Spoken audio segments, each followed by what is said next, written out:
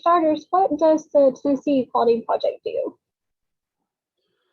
When the legislature is in session, a big part of our work is monitoring the legislation affecting the LGBTQ community and coordinating the fight against it.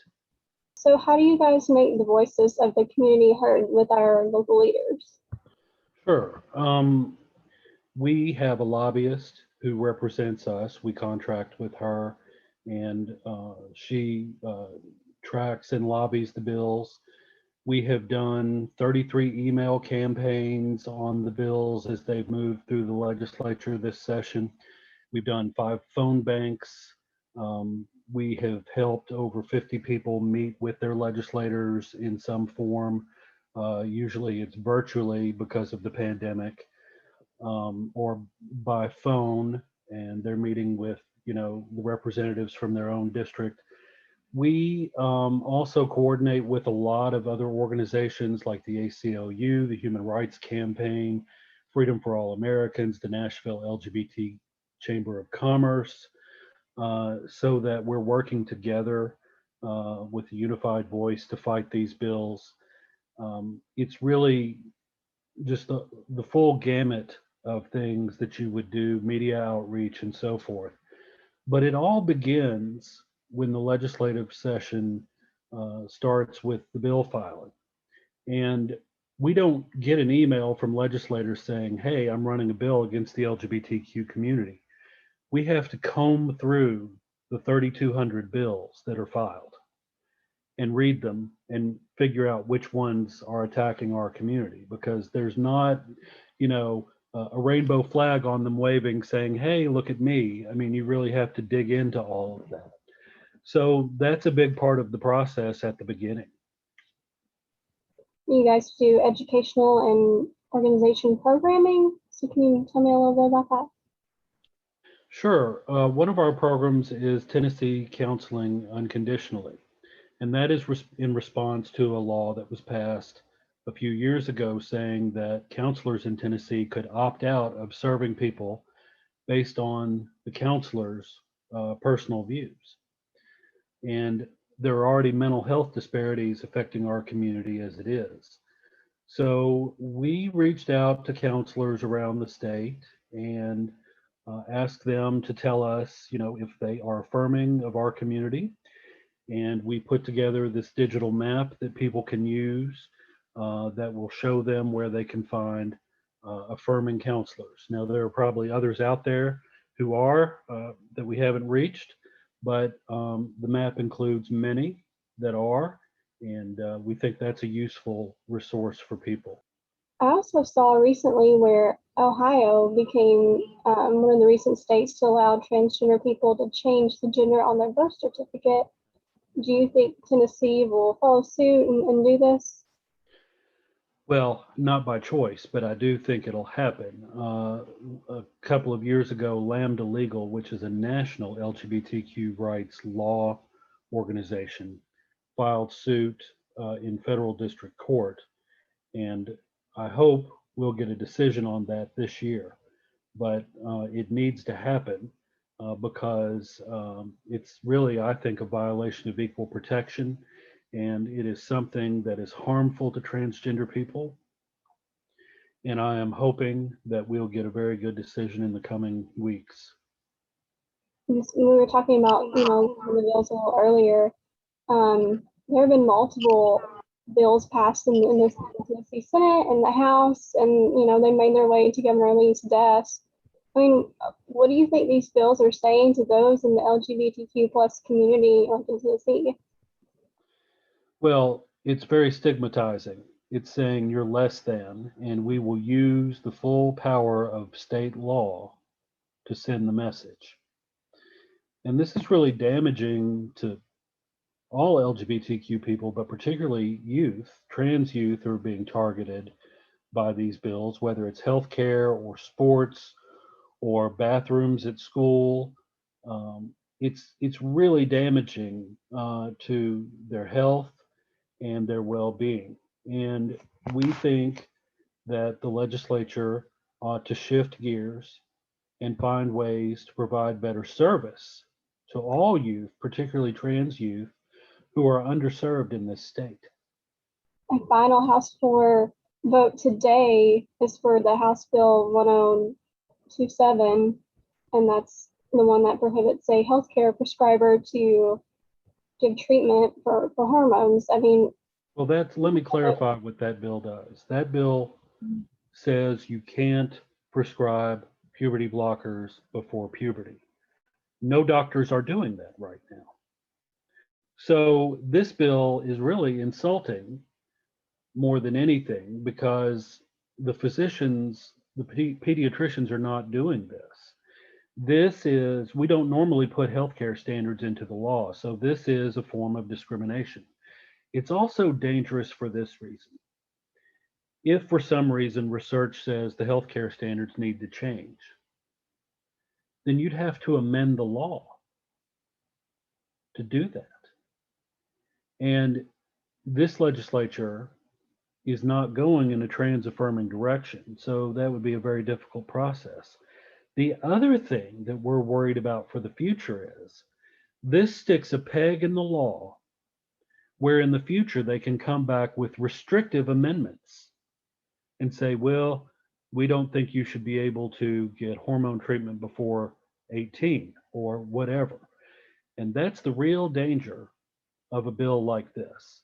Now, there was a far more restrictive bill filed by Representative Reagan early in the session, and that one stalled, thank goodness.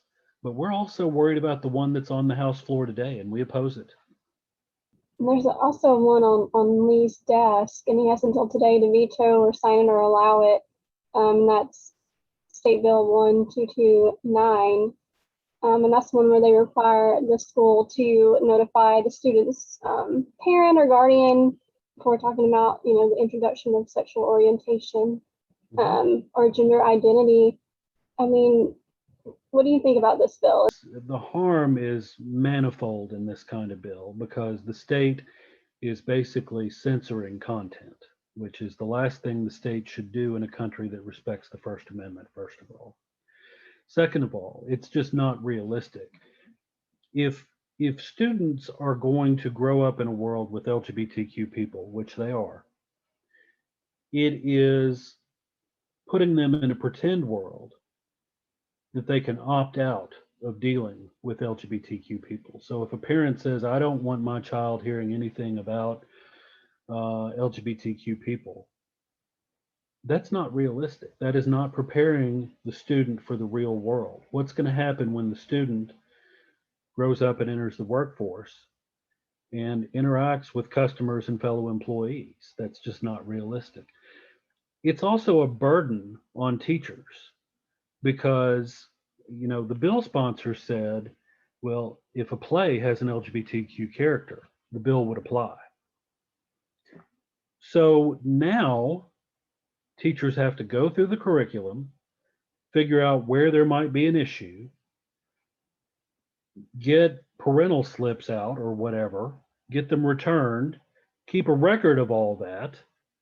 I mean, this is a ridiculous burden on schools for a discriminatory bill. I think we mentioned this a little bit, the transgender bathroom bill. I mean, and this the one I'm talking about is the one, for they have to hang a sign like on their restaurant. I mean, how do you think this will make transgender people feel like if it passes and these businesses and restaurants have to hang this sign like up on their door? Well, our worry is there's already policing of trans people in restrooms, and this sign is going to make people more alert to that. Now, think about businesses that serve alcohol that are open late at night. All kinds of dangerous scenarios can arise in that situation. And it could also lead to targeting of trans inclusive businesses. I mean, when Target announced its policy, there was a lot of aggression against Target. So, and I don't think most legislators were elected to go up there to deal with petty, discriminatory, demeaning bills like this. But that's what they're spending their time on, and it's really disheartening. I mean, what do you think the state can do better to protect the rights of the LGBTQ plus community? Yeah, I think the state, if it really wanted to protect our community, could adopt um, protections similar to what's in the Federal Equality Act that is going through Congress now to protect LGBTQ people from discrimination in employment, housing, um, public accommodations, credit, education, and so forth. All these things are necessary. I think also, schools could be more accepting of GSAs, gender sexuality alliances, gay straight alliances, whatever you want to call them. They have different names now. And I also think that we could do a lot more work on bullying in our schools. But right now, the state is the chief bully. Tell me a little bit about Borough Pride, and do y'all have any events near the Chattanooga area? Well, we are going to, since the prides will be back in person this year across the state, we hope to have a big presence at Chattanooga Pride. Borough Pride is one of our programs because we have a very active committee in Rutherford County, and they created it because they saw a need for it. I think it's the sixth largest city in the state, but it didn't really have a lot of institutions serving the LGBTQ community, unlike Chattanooga, which does have organizations that serve the LGBTQ community that have been up and strong for many years.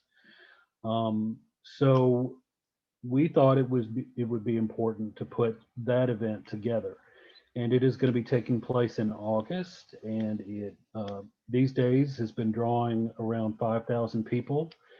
And since it's Rutherford County is one of the fastest growing in the state, so it's an important point to have visibility, but also organizing power as well, I think. Has the Tennessee Open for Business program helped a lot of people get jobs?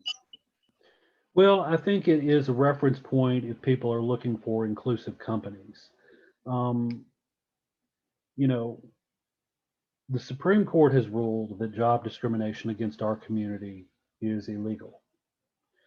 But that doesn't mean that it doesn't happen, and it doesn't mean that every workplace is a welcoming workplace. And we think that it's very important that employers send a very clear signal that they're welcoming. So that's one way to do it. The Nashville LGBTQ Chamber, keeps its list as well. And the Human Rights Campaign has its list of the Corporate Equality Index, which is very important. So everything all our organizations can do to help guide people in knowing where they'll be safe at work, I think is very important. Because even though we now have the Supreme Court on our side, that doesn't mean everything is done in terms of workplace equality.